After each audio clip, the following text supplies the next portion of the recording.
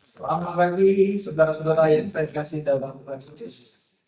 Juga kepada saudara-saudara kita yang sedang mengikuti kebaktian online. Selamat pagi. Sebelum saya khotbah, saya mau ucap dulu yang scene kuala. Ya, selamat hari Imlek yang sudah kita lewati. Hari ini adalah hari yang ke-5. Hari itu dari hari pertama, Imlek, Selasa, ya sudah hari kelima ya. Oke, nanti kan sampai tutupnya bulan Cap Gome. Nah, kalau orang itu Cap Gome tutupnya Imlek gitu ya. Oke, baik, sebelum kita dengar firman Tuhan, mari kita berdoa terlebih dahulu. Bapa kami yang ada di dalam surga, Bapa yang kami sembah, yang kami kenal melalui Tuhan kami, Yesus Kristus, Putra-Mu yang tunggal, adalah juru selamat kami. Terima kasih untuk pagi hari ini, kami boleh kembali berkumpul sebagai jemaat-Mu dan anak-anak-Mu di sini Tuhan. Kami ingin mendengarkan penguraian firman-Mu. Tentu kami mohon pertolongan Roh Kudus memimpin kami dalam kebenaran-Mu, supaya firman-Mu boleh kami dengar dan kami simak, perhatikan, dan kami taruh dalam hidup kami, dan kami pakai dia dalam kehidupan kami sehari-hari, supaya nama Yesus dimuliakan. Terima kasih Bapak. Kami serahkan diri kami, hambamu ini ke dalam pimpinan Roh Kudus, supaya apa yang disampaikan menjadi berkat bagi kami semuanya. Dalam nama Yesus Tuhan kami yang hidup, kami berdoa. Amin. Hari ini tema saya adalah seperti pujian yang kita nyanyi, firman Tuhan yang kekal. Oke. Diambil dari 1 Petrus. Mari kita baca 1 Petrus. 1 Petrus. Ya, mari kita baca 1 Petrus. Oke, saya baca ayat 23 ya. Demikian ya bunyinya ya. 1 Petrus pasal 1 ayat 23 saya baca demikian sampai 25. Karena kamu telah dilahirkan kembali bukan dari benih yang fana, tapi dari benih yang tidak fana, oleh firman Allah yang hidup dan yang kekal. Sebab semua yang hidup adalah seperti rumput, dan segala kemuliaannya seperti bunga rumput. Rumput menjadi kering dan bunga gugur, tetapi firman Tuhan tetap untuk selama-lamanya. Inilah firman yang disampaikan Injil kepada kami. Demikian pembacaan firman Tuhan. Saudara-saudara yang saya kasih dalam Tuhan Yesus, Rasul Petrus adalah rasul yang dipakai Tuhan ya. Dialah rasul yang pertama ketika dia dipenuhi Roh Kudus itu di hari Pentekosta. Dia bangkit dan dia memberitakan. Siapa? Memberitakan Injil Yesus. Itu memberitakan apa? Firman Tuhan. Firman atas yang hidup. Sudah. Menyebabkan banyak orang Yahudi dan bangsa yang lain mungkin yang tidak ikut Judaisme menganut ini, dengan mereka ini mereka berita Injil Yesus Kristus itu, dan mereka bertobat dan menjadi percaya kepada Yesus Kristus. Kalau kita membahas tentang firman yang tertulis, itu adalah firman Tuhan yang kita punya sekarang, yang Alkitab ya, firman Tuhan. Tentu tidak terlepas daripada firman hidup. Nah, firman hidup ini selalu mengidentifikasi kepada kita, menunjuk kepada Yesus Kristus. Kenapa? Karena Yesus adalah firman yang bersama-sama dengan Allah. Nah, kalau bahasa Yunani kan orang kan sebelumnya firman logos, logos. Sebelum datang ke dunia, dia bersama-sama dengan siapa? Dengan Allah, atau dalam pada di dalam kekekalan sebelum dia tadi. Nah, maka itu dia datang disebut firman yang hidup itu telah menjadi manusia. Sehingga kita bisa lihat, bisa pegang. Ya, zaman dulu bersama murid-murid kan mereka lihat Yesus mukanya, mereka pegang tangannya, manusia, ya kan? Betul nggak? Mau bisa lihat, karena itulah Petrus juga mengatakan bahwa firman yang hidup itu telah berbicara kepada kita, kepada manusia, ya kan? Jadi zaman dahulu Allah berbicara kepada kita, menyampaikan firman-Nya melalui siapa? Para nabi-nabi. Ya? Lalu para raja juga ya, nabi-nabi. Mereka mereka tulis. Ditulisnya di mana? Dulu kan belum ada kayak model kita begini kan? Mereka tulis di papirus katanya, dan juga di kulit-kulit binatang. Kenapa ditulis di situ? Supaya bisa tahan lama. Bisa awet, bahasa Indonesia. Awet. Digulung-gulung. Kalau mau baca, dibuka. Baca firman Tuhan demikian, Allah bersebentar. Kan gitu. Firman itu ditulis di kulit binatang dan di papirus. Papirus itu juga seperti apa namanya itu, tumbuhan yang dibikin seperti kertas itu, kayak di Mesir itu ya. Oke. Nah, jadi firman yang hidup itu yang telah datang, Petrus mengatakan dia adalah cahaya kemuliaan Allah. Mereka murid-murid hebat ya. Orang Yahudi dulu bisa lihat Yesus itu. Dia adalah cahaya kemuliaan Allah. Bagi mereka yang percaya, bagi mereka yang tidak percaya, kamu siapa? Tukang kayu. Kamu siapa?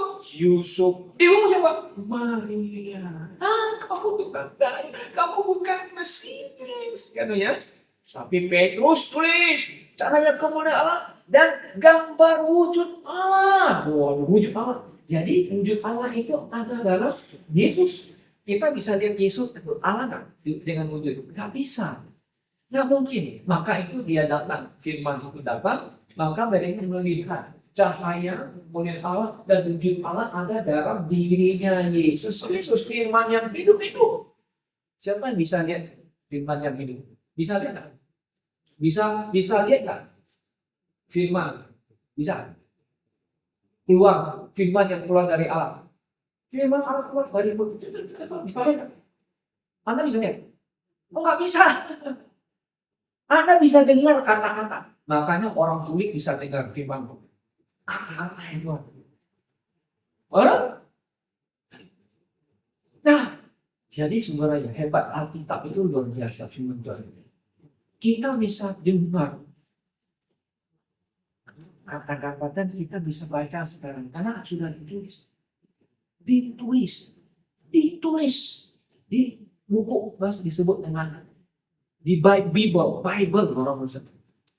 Di buku ini yang disebut Alkitab. Kenapa?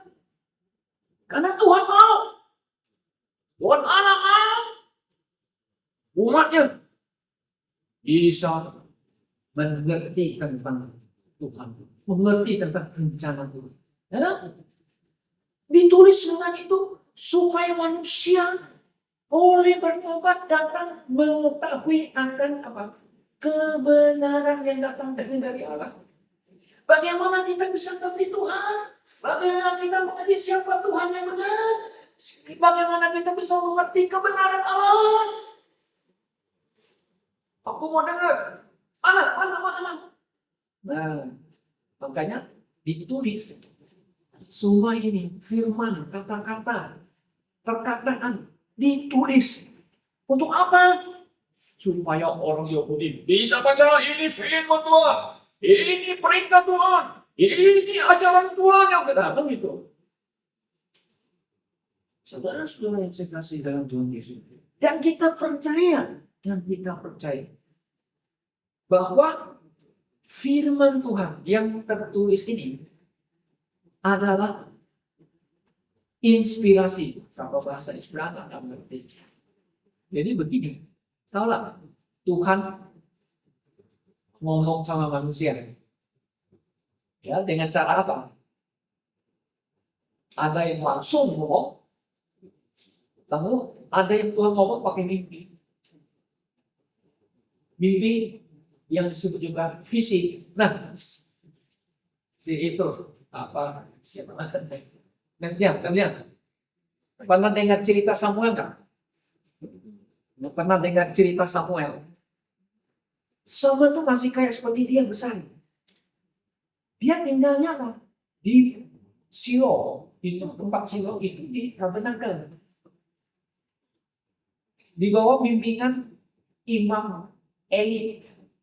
Karena mamanya kan berjanji, kalau Tuhan kasih anak, aku balikin. Benar-benar dia balikin kepada Tuhan. Jadi dia taruh anaknya di situ.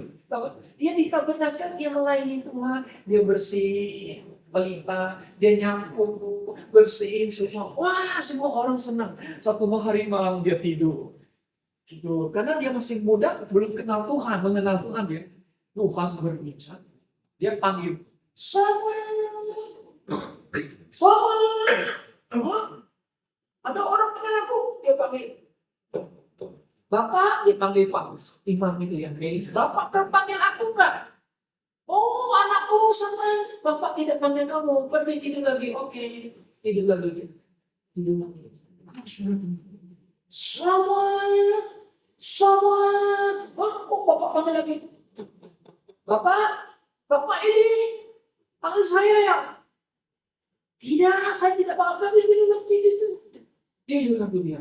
Ada yang 3 kali dan Tuhan panggil, Samuel. Wah, kok ada suara lagi? Bapak, kok panggil saya? Baru si Eli sadar. Oh, Tuhan yang berbicara. Anakku, kalau dia Tuhan panggil kamu lagi, kamu harus jawab, berbicara ya Tuhan, hamba mendengar. Dia tidur lagi. Lalu suara itu datang lagi. Samuel, lalu dibangun, berbicara. Ngomonglah sama saya. Hamba ini mau mendengar. Lalu dia mendengar apa? Firman Tuhan. Enggak. Dulu saya pikir Nathan mau dikasih nama Samuel. Samuel juga adik saya enggak mau kasih nama Samuel. Enggak jadi. Kenapa? Karakternya hebat. Orang yang luar biasa. Masih kecil sudah melayani. Sama. Masih kecil dia sudah dipersembahkan oleh mama. Dia melayani Tuhan di bait suci, anak yang sangat taat luar biasa. Makanya Tuhan pakai dia. Nggak pakai anaknya ini. Anaknya ini boyong. Jadi imam yang boyong. Main perempuan. Maksa orang menunggu kesemaan. Bilang boyong. Makanya Tuhan pilih Samuel. Dia dengar firman Tuhan. Firman Tuhan yang mana? Yang ditulis sekarang di Alkitab. Itulah firman Tuhan yang itu. Nah, saudara-saudara, saya kasihkan Tuhan Yesus. Puji Tuhan. Sekarang kita sudah mempunyai firman Tuhan yang tulis di dalam berbagai bahasa-bahasa.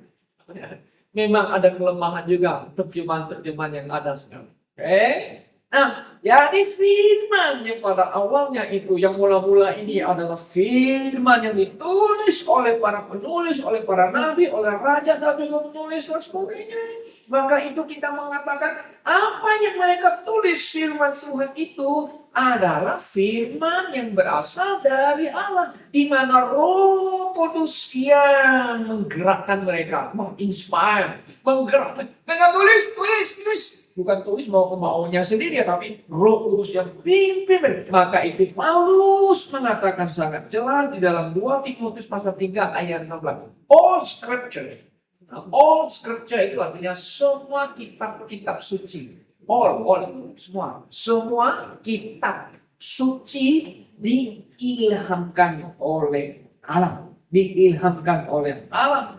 Ya, artinya di mana Roh Kudus yang mendorong mereka untuk menulis firman Tuhan, bukan kemauan mereka. Makanya Petrus juga mengatakan di 1 Petrus pasal 2 ayat 20. Ya, ini kita lihat coba. Di 1 Petrus pasal 2 ayat yang ke-20, dia di sini mengatakan ya sangat jelas.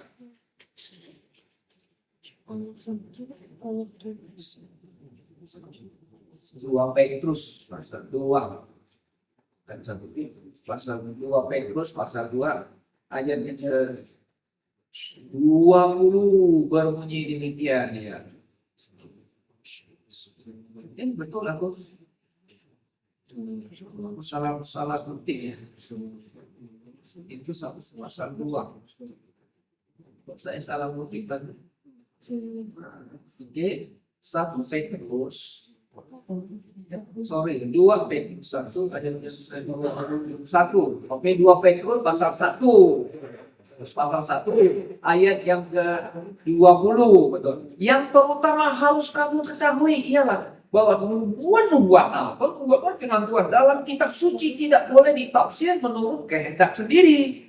Nah, ayat 21 dia. Sebab tidak pernah nubuat dihasilkan oleh kehendak manusia. Nubuat itu kan yang diomong, yang dibicarakan tuh firman Tuhan tuh oleh para nabi yang ditulis tuh, yang di kitab suci tuh, oke? Okay? Nah, kan dia ngomong itu. Sebab tidak pernah nubuat dihasilkan oleh kehendak manusia, tapi oleh dorongan Roh Kudus. Orang-orang berbicara atas nama Allah. Nah, jadi mereka menyampaikan firman Tuhan atau nama Tuhan kepada umat Israel. Nah, kita percaya bahwa firman yang tertulis sekarang adalah yang datang dari Allah. Yang omongan Tuhan, perkataan daripada Tuhan. Nah, saudara-saudara, karena itu tanpa mengakui dan percaya Alkitab yang kita punya, PL dan PB, adalah firman Allah yang hidup dan kuasa. Tidak mungkin kita bisa mengenal Allah yang hidup dan yang benar. Tidak mungkin kita bisa mengenal Allah yang disembah oleh Bapak Abraham, Ishak dan Yakub. Tidak mungkin. Tanpa Alkitab yang tertulis ini. Dan juga tidak mungkin kita bisa menemukan jalan keselamatan hidup yang membawa kita kepada Allah Bapa atau ke surga. Tidak mungkin, saudara. Tidak mungkin kita bisa menemukan jalan keselamatan di luar Alkitab. Tidak mungkin. Kenapa? Karena Alkitab itulah. Dia itu adalah jalan yang menuntun kita menemukan keselamatan. Di mana? Melalui Yesus Kristus. Hebat. Makanya itu Alkitab ditulis, diberikan kepada manusia supaya manusia berdosa, supaya manusia yang berdosa ini bisa menemukan jalan keselamatan melalui Yesus Kristus. Kenapa? Karena itulah yang Allah Bapa kehendaki, mengirim Yesus Kristus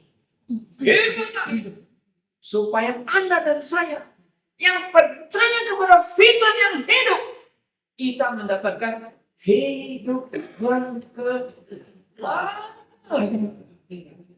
Luar biasa. Firman yang kita punya, firman hidup yang kekal. Memang, saudara-saudara, Zaman sekarang banyak orang mempertanyakan Alkitab kita. Yang diperdebatkan. Setan itu licik. Setan itu pintar putar-putar. Supaya buat orang Kristen bingung. Supaya buat para teolog, orang yang belajar Alkitab saling berdebat satu dengan yang lain. Tapi puji Tuhan, pasti ada orang-orang yang belajar Alkitab, mereka yang cinta firman, yang hidupnya benar. Ada juga yang belajar mengatakan firman Tuhan yang Alkitab kita punya banyak salah. Memang ada yang banyak salah kan, menerjemahkan dalam teks yang banyak yang salah. Nah, mana yang kita pegang? Memang kita mengatakan Alkitab yang kita punya, yang sekarang memang teks yang asli. Nah, kalau teks yang asli itu kita mengatakan itu autografa. Bahasa kita ingat autografa, grafe, kata kitab suci. Auto itu artinya firman kitab yang mula-mula yang ditulis oleh Musa itu autografa itu memang sekarang tidak ada lagi. Nah, perjanjian lama punya kitab-kitab semua yang asli-asli yang pertama yang betul-betul itu namanya autografa, memang itu sudah tidak ada lagi. Yang ada adalah yang apografa. Artinya salinan yang dari asli, salinan yang dari asli. Salinan gitu loh. Di kopi. Dari kopi yang asli ada yang asli lagi, di kopi lagi. Nah, itu kita mengatakan itu apografa. Enggak apa-apa, kita harus belajar dikit-dikit teologi supaya kita jangan ditipu-tipu orang. Gitu kan? Oh, kamu punya Alkitab bukan autografa. Yes, kita bilang. Yang kami punya ada apografa. Yang apografa yang dipakai. Nah, makanya kita menggunakan King James Bible. Itu diterjemahkan dari yang apografa, dari textus receptus, CR kalau bahasa kerennya. CR itu yang dipelihara oleh Tuhan, dipelihara oleh orang yang mengasihi firman Tuhan. Mereka kumpul dipelihara. Ini Tuhan pelihara. Nah, sampai tahun 1611 itu Raja King James, rajanya Inggris, orang-orang minat yang bisa bahasa Arab, bisa Arab, bahasa Yunani, kalian tilo terjemahkan Alkitab yang asli. Nah, asli artinya yang apografa, yang salinan asli. Apografa terjemahkan ke dalam bahasa Inggris. Makanya disebut King James Bible. Jadi, nah, saudaraku yang saya kasih dari Tuhan Yesus.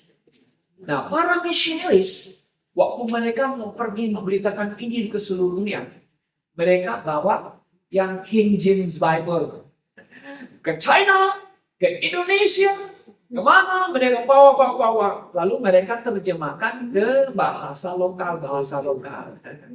Ke Inggris, ke India, Robert apa namanya itu, tak kenal itu misionaris itu. Mereka Robert Morrison itu pergi ke China, dia terjemah dari King James ke bahasa Mandarin dan macam-macam. Mereka pakai itu. Nah, sekarang memang banyak yang versi baru, tapi banyak versi baru yang banyak juga yang terjemahannya ada kurang, ada tambah dan sebagainya. Oke? Nah, jadi intinya begini, saudara-saudaraku yang saya kasih dalam Tuhan, bahwa karena ada Alkitab, karena ada firman Tuhan, orang pergi minta Injil, dan banyak yang mengenal Yesus dan diselamatkan. Nah, salah satu saya, misioneri datang, memberitakan Injil, memberitakan Yesus Kristus, dan kami dengar, dan kami menjadi percaya dan mengenal Yesus Kristus. Nggak ngerti apa itu pakai King James atau enggak? Nggak ngerti. Dan karena nggak dikasih tahu. Nah, sekarang kita udah membuka, baru kita ngerti. Oh, Mereka memberitakan tentang Yesus.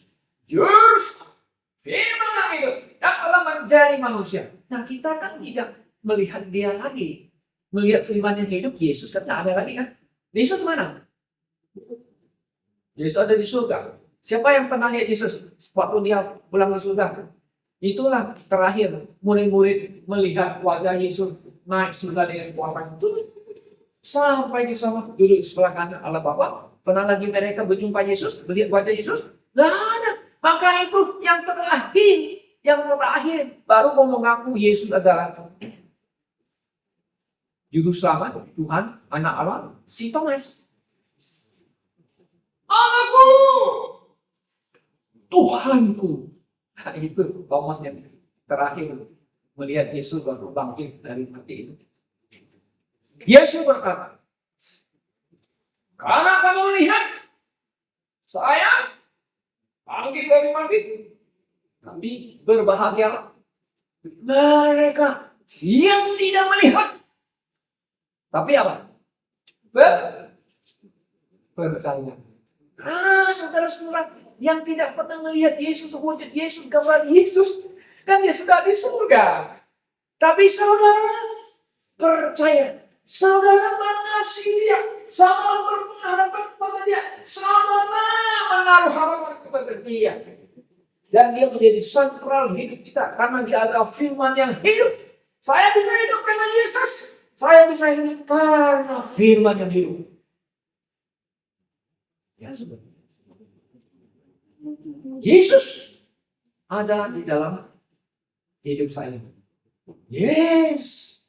Maka itu Paulus mengatakan, ya, Yesus akan memuliakan, dalam tubuhku, aku akan memuliakan Yesus Kristus. Mati atau hidup? Tidak. Nah, saya hidup bagi Kristus. Kalau saya mati, saya untung. Di Filipi pasal 1, 20-21 itu kan? Hidup mati milik Kristus. Kan sudah saya katakan, betul kan? Nah, Paulus mengatakan, aku mati untung. Kok orang mati untung? Anda mati untung. Justru orang dunia bilang, kamu celaka. Ya kan? Tak beruntung. Tetapi orang yang ada dalam Kristus, justru mereka yang milik Kristus, mereka adalah untung, berlalu. Tapi mereka yang punya firman yang hidup dan memiliki hidup yang kekal. Nah, gitu, saudara-saudara. Nah, gini, mengapa kita percaya firman yang hidup kekal itu? Ya, berarti apa, saudara? Manusia yang ada di dunia ini adalah yang fana. Firman yang hidup dan yang kekal. Yesus yang kekal. Firman-Nya yang terus kekal. Kuasa dan penuh kuasa dan penuh yang kekal, ya, hidup dan kekal. Nah, manusia adalah fana. Nah, saudara-saudara, manusia kan diciptakan oleh Allah dari tanah kan, menurut peta dan gambar Allah. Wow, mendapat kemuliaan luar biasa ya. Tetapi karena dosa, manusia telah berdosa dan bukan hilang, kurang kemuliaan Allah yang Tuhan inginkan karena dosa itu. Maka itu manusia harus mati. Fana dan mati. Manusia menyadari itu, orang Kristen menyadari itu, non Kristen menyadari itu, orang ateis juga menyadari itu. Semua akan mati. Fana. Tidak kekal. Manusia menyadari itu. Kenapa? Mereka yang tidak mengenal Yesus sebagai firman yang hidup, mereka bilang, itu urusan pendeta. Itu urusan gereja. Mereka mengetahui itu, tapi mereka tidak peduli. Tidak peduli semua itu. Kenapa? Mati itu urusan nanti. Ya, yang penting sekarang kita harus mencari kepuasan hidup. Cari uang, memuaskan hidup. Mencari uang supaya kita terkenal. Ya kan hidup kan sementara. Harus terkenal dong. Harus kaya dong. Tidak boleh dihina orang dong. Tidak mau jadi pengemis dong. Harus sukses dong. Ya kan? Itu konsep dunia. Mereka tahu tuh sementara. Ya, sementara mereka tahu itu sementara semua itu ya. Oke? Nah, cari kemuliaan, kekayaan dan sebagainya, jabatan sebagainya. Nah, itulah yang sedang dicari oleh manusia dari zaman dulu sampai sekarang. Dan itu ditawarkan oleh setan. Dalam pencobaan Tuhan Yesus, ya, yang ketiga itu, yang tiga kali pencobaan itu, dia membawa Yesus itu ke gunung yang tinggi. Oleh si Kristus. Lihat kerajaan dunia. Bismillah. Dan kemegahan dunia. Setan ngomong sama Yesus. Semua itu aku kasih kepada kamu. Asalkan apa? Kamu sujud kepada aku. Lihat si setan ini sok jago ya. Dikira dia hebat tuh. Aku kasih kamu. Itu realitas. Setan bisa memberikan kamu kekayaan yang kamu mau. Bisa. Makanya itu banyak orang dulu, orang-orang Tionghoa itu ya, pergi ke Gunung Kawi ya. Betul nggak? Pernah dengar cerita ke Gunung Kawi ya? Minta kekayaan, dikasih. Tapi syaratnya apa? Anakmu satu-satu orang dekat kamu itu harus dipersembahkan. Jadi tumpah. Nah, orang Jawa itu jadi tumpah. Sangat bisa. Ini banyak orang kaya yang luar biasa mencari dengan cara apapun. Dunia ini bisa dikasih kepada mereka asal disembah aku. Orang sembah setan itu dengan berbagai macam cara. Dia pintar. Kalau diciptakan agama sana, agama A, agama B, agama C, ritual ini, ritual itu. Aku kasih semuanya. Bayangkan, luar biasa. Mereka tahu, tapi mereka mau manusia itu bagaimana? Ingin memuaskan kedagingan. Kenapa? Di dalam perjanjian lama, konsep ini sudah dipraktekkan oleh manusia. Bahkan di tengah-tengah orang umat Israel. Saudara bisa baca di Yesaya pasal 22 ayat 13. Yesaya melihat itu. Tetapi lihat. Di tengah-tengah mereka ada kegirangan. Ya, Yesaya 22:13 ya. Dan sukacita membantai lembu. Membantai lembu itu artinya menyembelih ya. Menyembelih lembu. Dan menyembelih domba. Setelah itu, makan dan minum anggur. Nah itu melambangkan, ya makan dia happy sama rakyat. Sambil berseru. Marilah kita makan minum sebab besok kita mati. Nah, ini konsep hedonisme. Mereka tahu itu fana, tapi mereka harus mendapatkan semua itu dan fana. Sekarang harus kita senang-senang dulu lah. Yang setelah mati ya habis kita gitu. Itu fana. Dan ini juga dikutip oleh Paulus. Ya, Paulus menulis surat kepada orang Korintus katanya. Katanya apa? Ini filosofi juga orang di Efesus seperti orang bis. Bis itu atau binatang itu makan itu. Jangan sampai kayak binatang makan yang makan minum gitu disebut bis gitu ya. Nah kemudian diikuti dan ditampilkan kepada orang Korintus yang mengadopsi filosofi Epicure. Zaman Yunani sudah ada filsafat itu. Mereka bilang, mari kita makan dan minum senang-senang karena besok kita akan mati. Saudara bisa baca itu di 1 Korintus pasal 15 ayat 32. Coba bayangkan, di zaman Yesaya itu 700 tahun sebelum Yesus lahir. Sampai di zaman Paulus, itu Romawi, kerajaan Romawi dan Yunani itu kan penuh dengan filsafat dunia itu. Nah, itu filsafat itu masih diadopsi oleh manusia sampai hari ini. Gitu ya. Mari kita makan, minum, karena besok kita mati. Kalau saudara lihat Tiongkok sekarang memang sudah mimpi orang Tiongkok lah dipenuhi. Karena dulu miskin, bertambah miskin. Mereka punya satu mimpi.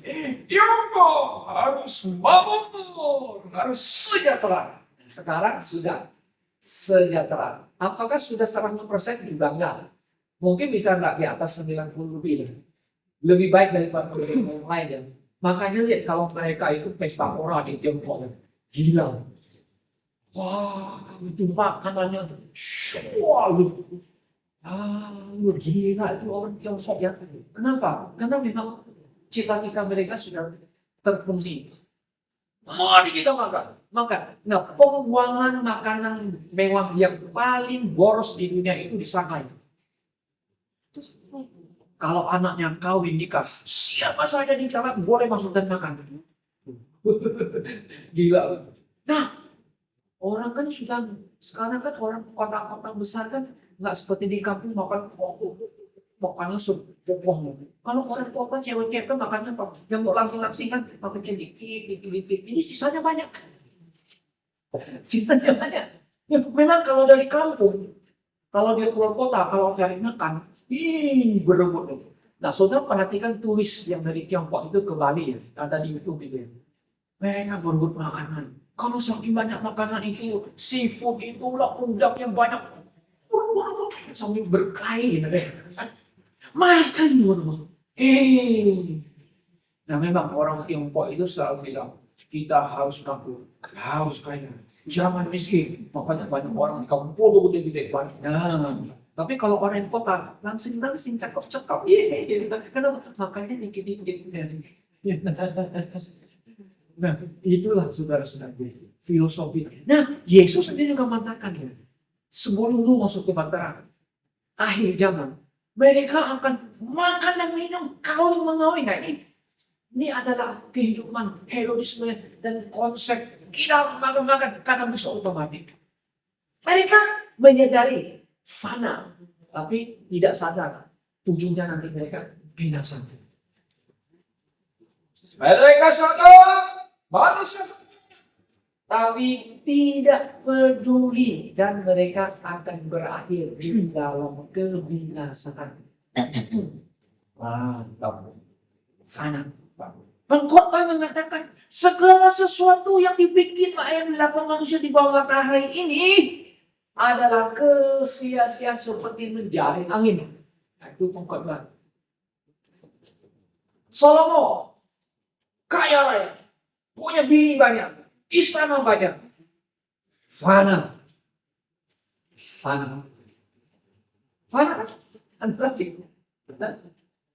Tapi orang yang melakukan kehendak Bapa tidak sia-sia. Puji Tuhan. Apa yang kau tanam yang kekal akan tuai nanti dalam kekekalan.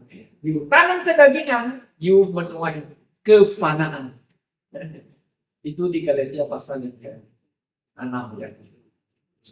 Nah, saudara-saudara yang saya kasih dalam Tuhan Yesus, kita lihat, kemudian kita lihat manusia fana dan kemuliaan dunia pun akan lain. Nah, di sini disebutkan ya. Ya, semua hidup pandangan seperti rumput dan kemuliaannya seperti bunga rumput. Maksudnya apa nih? Ya, maksudnya apa? Kemuliaannya ini cantik sebentar, megah sebentar, hilang. Datang perang, cukup semua habis. Datang perang itu semua habis.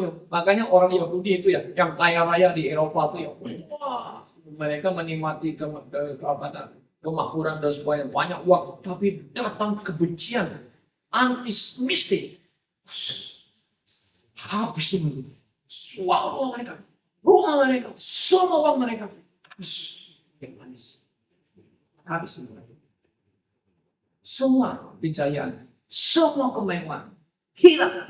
Anda boleh cakap hari ini, ganteng hari menjadi aktor, aktris yang cantik. Kalau lagu sekolah mati, hilang. Ada yang sakit kanker, ada yang sakit apa, mati. Semua kemuliaan dunia mati seperti bunga mekar sebentar, cakap, tapi sore harinya sudah layu. Nah, oleh sebab itu saudara, kita lihat semua kemuliaan dunia, kemegahan dunia akan berlalu, tapi firman Tuhan kekal. Puji Tuhan. Kekal, kenapa? Karena firman itu berasal dari Allah yang hidup, Allah yang kekal. Dan Yesus itu adalah firman yang hidup yang akan menjadi manusia. Yang percaya kepada Yesus akan mendapat hidup yang kekal. Sekalipun Anda mati, tapi Anda mendapat hidup yang kekal. Amin gak? Hebat gak orang Kristen? Maka itu kita bilang, puji Tuhan, saya punya Alkitab yang tertulis firman Tuhan, dan saya punya Yesus, firman yang hidup, dan dia hidup dalam hidup. Kalau saya mati, saya mendapat hidup yang kekal. Nah, jadi saudara-saudaraku yang saya kasih dalam Tuhan Yesus, kita sadar kan, semuanya fana, kemuliaan akan hilang, hanya firman Tuhan yang abadi, yang kekal. Dan sekarang pertanyaannya, apakah saudara percaya Alkitab ini firman Tuhan yang hidup yang kekal? Oh no, banyak salah. Nah itu Kristen liberal. Semua yang tulis muja-muja itu legend. Apa namanya? Istilahnya apa? Dongeng. Nah, kita nggak percaya. Kita bilang semua apa firman Tuhan, peristiwa mujizat itu real, nyata, bukan dongeng. Nah, apakah saudara percaya Yesus yang tulis, yang disampaikan melalui Alkitab firman Tuhan? Yesus yang mana yang kamu percaya? Saya percaya Yesus orang Nazaret yang ditulis di keempat Injil firman Tuhan yang diberitakan oleh para rasul. Saya percaya Yesus itu yang datang firman menjadi manusia. Dia Allah sejati, manusia sejati. You percaya Allah sejati, manusia sejati? Kalau you tidak percaya, bukan Yesus yang di Alkitab, itu Yesus yang lain. Paulus mengatakan di 2 Korintus 11, ada Yesus lain, ada Injil lain, ada apa? Roh lain. Saudaraku yang saya kasih dalam Tuhan, apakah saudara telah percaya Yesus Kristus yang mati, bangkit lagi dan duduk di sebelah kanan Allah? Ujilah imanmu. Cek imanmu yang benar atau enggak? Apa imannya berasal kepada Alkitab firman Tuhan yang tertulis, firman yang hidup? Maka kan kalau tidak, kembali kepada firman. Kiranya Tuhan menolong kita. Mari kita